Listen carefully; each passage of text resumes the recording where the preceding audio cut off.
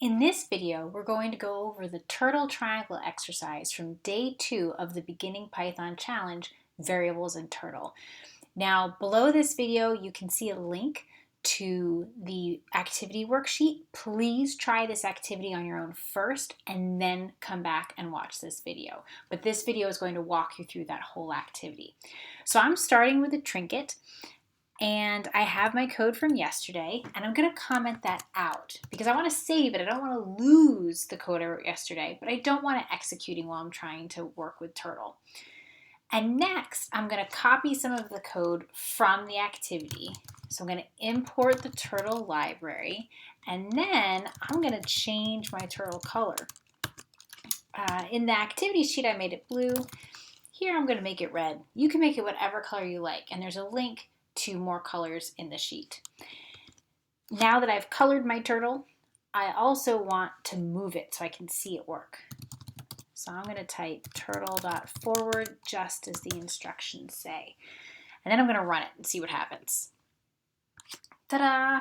Okay, I moved my turtle forward 50 pixels and I successfully made it red. Awesome.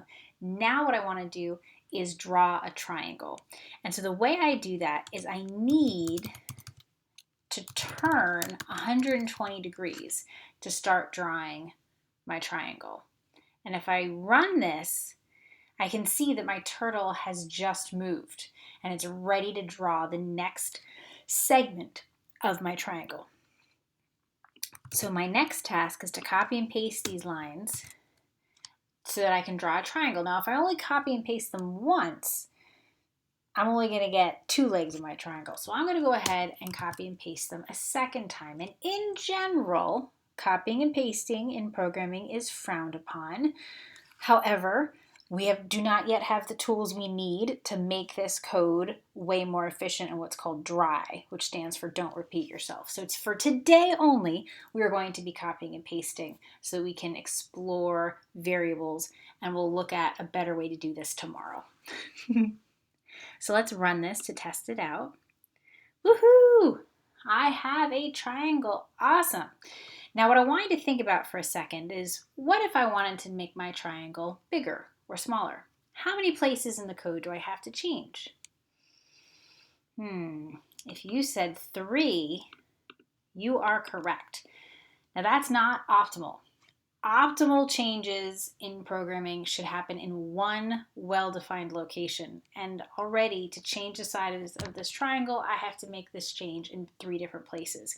So what we're asked to do in this activity is to create a variable that's going to store the size of our triangle and then replace these literal values of 50, these numeric values, with our variable.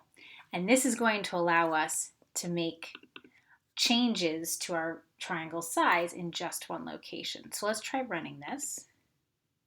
Woohoo! And it does the same thing. Notice that I didn't change the functionality of my code at all yet. I introduced a change and I wanted to make sure that my code still worked the same way it did before. Now I'm ready to start actually making changes. And this is one of the keys to systematically building programs that work all the time, is making tiny, tiny, tiny changes. Changing one thing at a time and running it and seeing what happens and verifying that it does what you expect.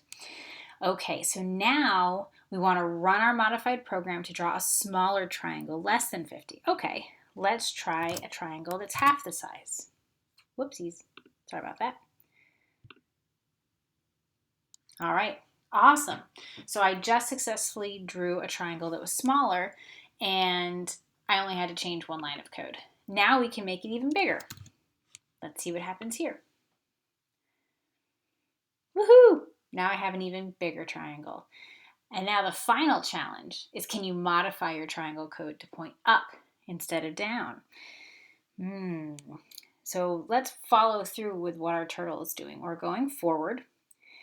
And then when we go right, that's what's causing us to go down. I wonder if I went left instead of right, if this would fix it. Now notice I have to change that right 3 times to be left.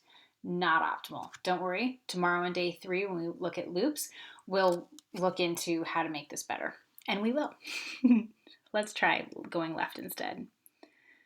Ta-da! And now my triangle points up. There you have it. Please, if you successfully completed this exercise, please share your results. I can't wait to see what you've accomplished. Take care.